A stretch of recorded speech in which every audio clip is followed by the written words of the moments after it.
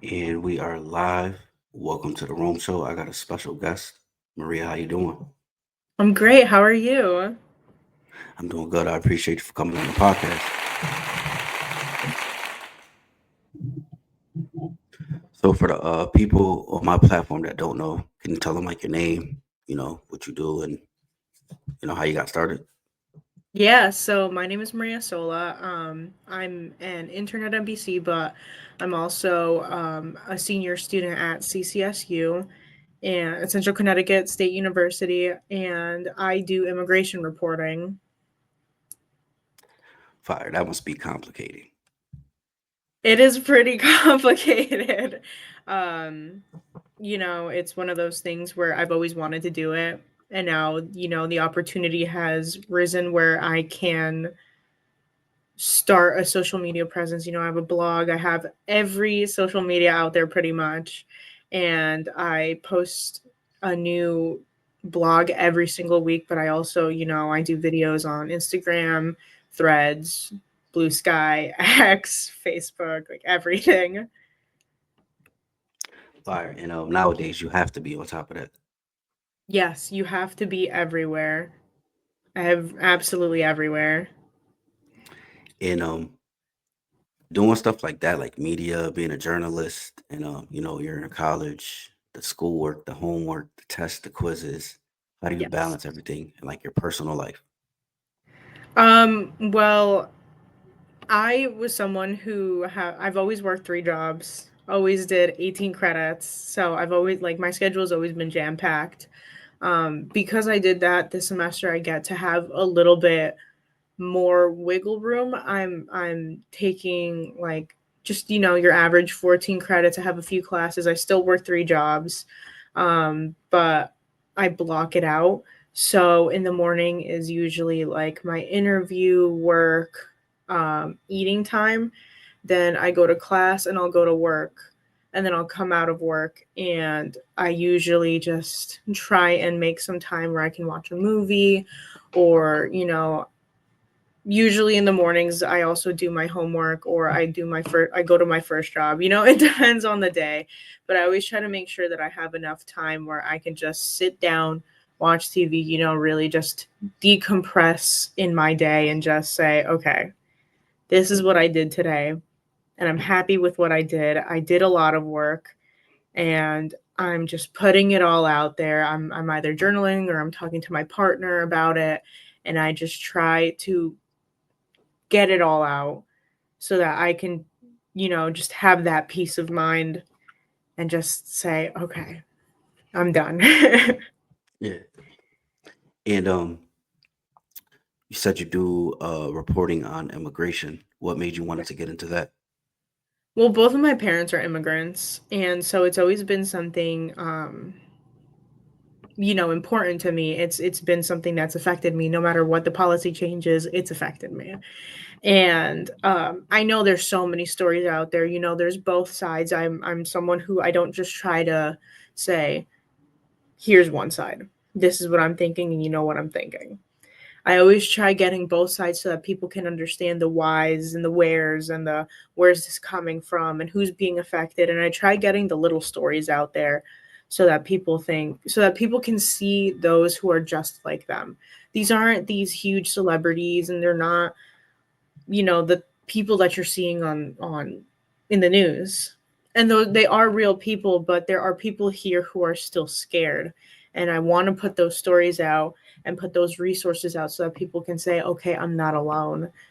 These are people just like me. They're students, they're adults, they're young adults, they're people with businesses, they're people who are being affected just like me. I'm scared and I see it. Right. And do you feel like that it's worse now than what it was back then? Or you feel like it's always been just a terrible thing? I think I think there's a lot of sides to it. Um there's a lot more going on than people really know than just what's being put out by media. Um and if you look at the statistics, technically speaking, there aren't more deportations. than there were when Obama was president. I think everyone knows that statistic, and I think it's pushed around all the time whenever both sides of the spectrum are talking about why something's happening, or the fact that it's really not that bad. However, the exploitation of it, the sensationalism is worse. Um, is being depicted more. People are recording it more, and I think it's not necessarily one person to blame. Rather, it's the phones. People didn't have as much access to a smartphone as they do now. Now it's like if I apply for a government phone, a government funded phone, it's a smartphone. It's not a track phone. It's not the little flip phones anymore. It's a smartphone. So everyone has access to it. So you're seeing it more and it's in your face more. It's not necessarily that it's worse. I think it's just about the same, but in a shorter time. And it's also being depicted more online. And I feel like people have less control than they did before. I think that's what it is. I think it's the lack of control, it's the sensationalism, and it's just in your face more. It's more regular people than it was before. Before it might have been focused on one certain type of people, and now it's just anyone. It's anyone and everyone. Right. And how do you feel, how they go upon, like, say if they're working or in front of like a lot of people, doesn't matter where it is, they just bust out in there, you know, it's like a huge scene. Do you feel like they can do and go about it a different way? I think I'm very much someone who thinks there's a time and a place. I again, I understand. I guess for lack of better words, I understand um, what the administration is doing and why they're going for this tactic, because what has been pushed out is they want people to self deportation. That's what they want. They want more people out, and to do that, the way that you get more media attention, the way that you get more attention is by doing these dynamic things. And what more attention could you get than someone saying, my coworker got deported in the middle of the job, a student got deported in the middle, they were detained in the middle of class. What more could you want if you want attention on yourself? Speaking for the administration, like this is exactly what they want. They want that media attention. They want people to know we're doing this. We're keeping our word, and they are. They're keeping their word. This is exactly what they said would happen, and now it's happening. Um, Personally, I don't. I don't see the benefit. I guess I wish it wouldn't happen. Schools are changing protocols. My campus changed protocol for what to do in case we see agents around campus, because there were a lot in New Britain. And so we had like this widespread email of like, okay, well, these are the steps that you have to do if you do see them. And it's more in a way to kind of protect the other people involved as well, so other classmates, professors, security, all of that. So I guess I wish it was more like that, where it'd be more contained, more personal. Your face isn't being blasted on social media. Your name isn't everywhere. You're you're just not everywhere, because that's what people are going to know you as. It's a shame, but that's what you're going to be known as. Yeah, and it's like the way that they do it. I mean, yeah, it's a law or whatever, but this is like even in other countries, they can let them finish the shift at least, maybe like, do it in private, give them a couple days, figure something out. But they Yeah. just go full in. Yeah. I agree. I mean, personally, I wish if it were to happen, if someone was going to be detained, if someone was going to be deported, I wish it was more private. It was more of just a one-on-one, like, hey, you know, make it known, yes, ICE is there. Yes, you're going to be detained, but not everyone else in your circle knows. Not every other person in the world knows your name and your face and what's going on. Right. Um, what's one thing that about the whole thing that like really irks you that you wish you could change? I wish, all in all, that I could change the sentiment that's being pushed around. You know, I can't fix the situation. I could report all I want, and it's not going to fix the situation. I wish this didn't lead to the anti-immigration sentiment. I wish it didn't lead to um, just the extreme racism that there is now. Um, with the words that are being pushed out, those types of things can lead others to think, okay, well, the president's saying it, why can't I? It makes it okay. And if I could change it, I wish people could see that what makes an undocumented immigrant illegal is the fact that they immigrated without, following the process. And people say, do it legally. Sometimes you can't. There's no way. It's like, what about the people who are in countries that were completely banned? What if, Right. people are being persecuted? What if, um, sometimes, and especially, people think it's as simple as a Google search. How to immigrate to the US. It's not just that. It depends on the country, and it depends who you are, and it depends on your circumstances on how you do it legally. And sometimes legally just it's too hard. The process is extremely inaccessible. It's extremely expensive. The application itself, you now have to pay for as long as it's in the process, you have to keep paying for it. And it's not it's just not something that a lot of families can do. So, Right. And if you couldn't say it, what is like the price? Say like if you come from like another country and you want to come here, get the green card, and do everything legit. so the price does change. For example, when you're seeking asylum, which is when you go through the legal process, you go in and you say, I want to stay here, I'm being persecuted, I'm in danger if I go to back to my country, I need to seek asylum in the US, so you're protected under the rights of the US. um that used to be an application that was free. Now, for as long as it's in the process, you're paying a couple $100s. But even if it was 100, it's not necessarily accessible to a lot of people, especially immigrant people who most of the time can't work because they don't have that social security. They don't have some sort of documentation that says that they can work here. I can't give you an exact number. I don't remember the exact number.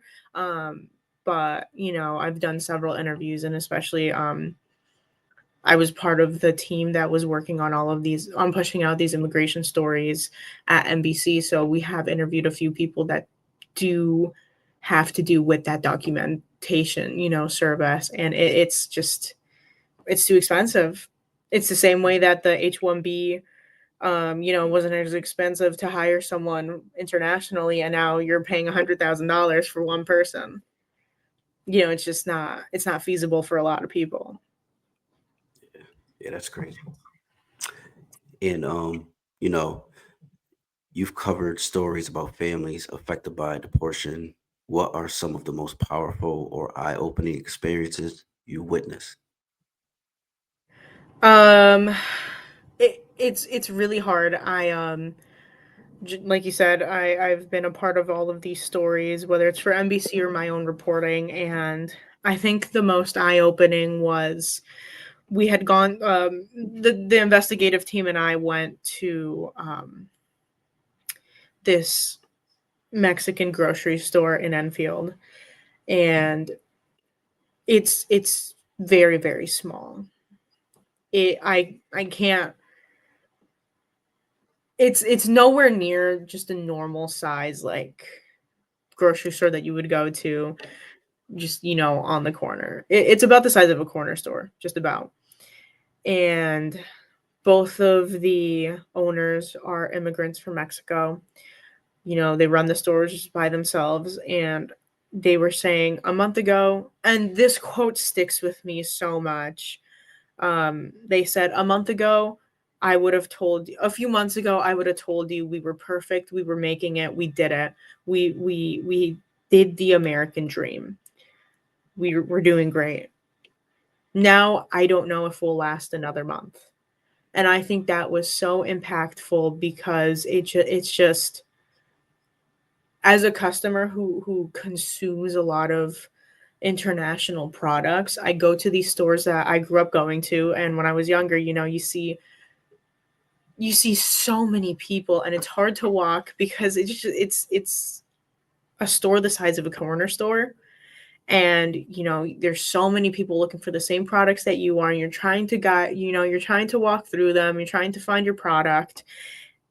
And now it's a ghost town, there's no one there. And so that's something that I noticed, and a lot of other people didn't notice, which is why I brought up the story. And when we go, it was just, it's not just customers that are scared, it's business owners that don't even know if they can stay open anymore. Like, everyone is struggling in this. It's a cycle of business people, of customers, of consumers, of higher ups. It's like this whole cycle of struggle pretty much. And anyone can get caught in the crossfire.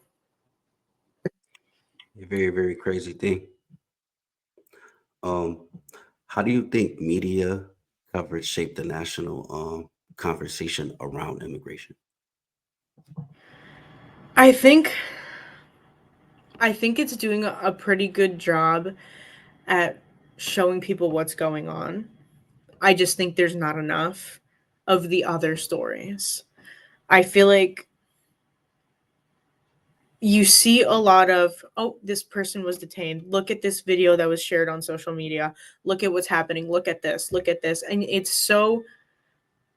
it makes people more scared. And I think in the wrong way. And, it's so in your face. It's, oh my God, another person got deported. Oh my God, another person got detained. Um, and while I think those stories are incredibly valuable, a shift that I know a lot of stations are doing is trying to get those stories that I'm also trying to get from my own reporting. Um, you don't just want the people who are being taken out, because sometimes you can't get in contact with them. The idea of media, at least in my view, is that you want to get those little stories. So that's why at NBC, we started going to stores, we started talking to immigration attorneys, we started talking to immigration judges. Um, and just within my own reporting, I try finding the little people. Just now, literally, like a few days ago, I posted about an international student on my campus. I also talked about the demographics of campus. I look at some people who are changing the way that their business looks to help other people who might be in a situation where they can't speak out, but the person themselves can speak out for them. Right. Lots of information, lots of reading, researching you got to do. So much research. The data is important, and it's not all out there, but when you find it, it's valuable because it really opens your eyes just to see what is going on. Right. And I got a couple more questions before we go. What's something that you could tell people that are an immigrant? Like what to do, couple cautions, um, and tips. Yeah. um I think the most important thing is to get an immigration attorney. It's expensive, and I know it is, and it's not something that people can just afford. But a lot of them within, like, the current administration are doing like these I guess, more accessible payment plans, and I think it's really important to know that there are a lot of resources. It's not just a Google search away, unfortunately. Um, but an immigration attorney, I think, is the first step. Go in, talk to them, let them know your situation, and kind of see where they guide you. Um, and, again, because I can't speak for everyone, and everyone has a completely different situation. No two people are going to have the same experience. If you have a family, if you're single, if you have a spouse, if you have people in a different country, if you don't have any connections to the other country, you just immigrated and you left nobody behind. It all affects how, I guess, easy, for lack of better words, you might have of an experience. So definitely start there and see what they tell you, see what they say. Um, and that's pretty much it.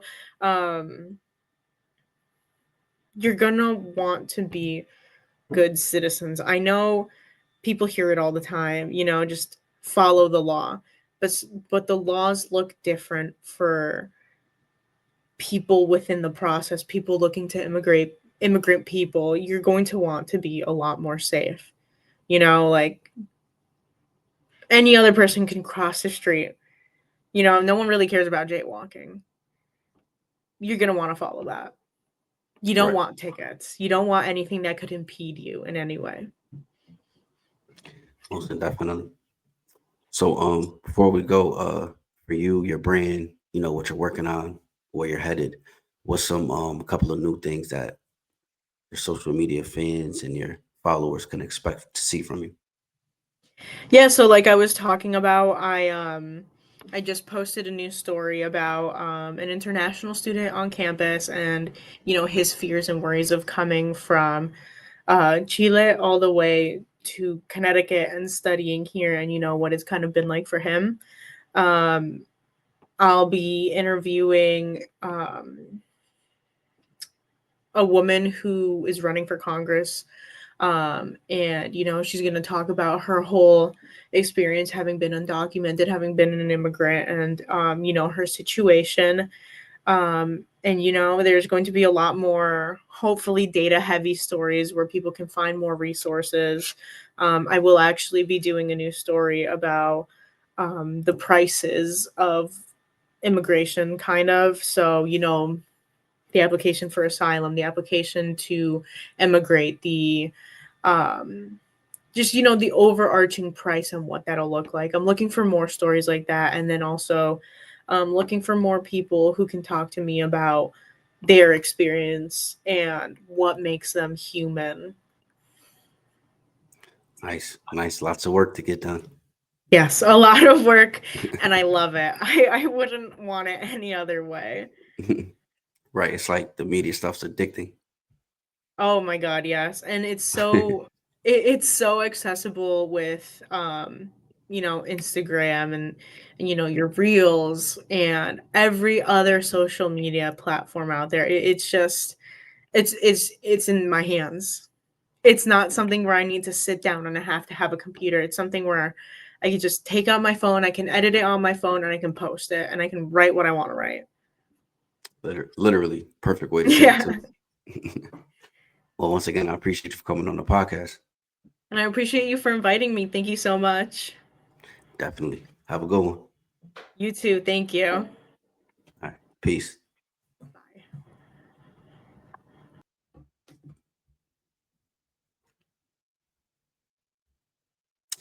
Yes, sir. Another episode with a immigration reporter, NBC intern. This was a good episode. Something a little different for you guys. Uh, Tap in, subscribe to my YouTube channel, The Rome Show Podcast, Go Rome TV, and follow me on Spotify, The Rome Show Podcast, and stream, listen 24/7 wherever you are, whenever. The Rome Show Podcast, Apple Podcast, iHeart Podcast, all podcast platforms. Follow me on X at Go Rome TV. It's your boy Go Rome, and I'm out. Peace.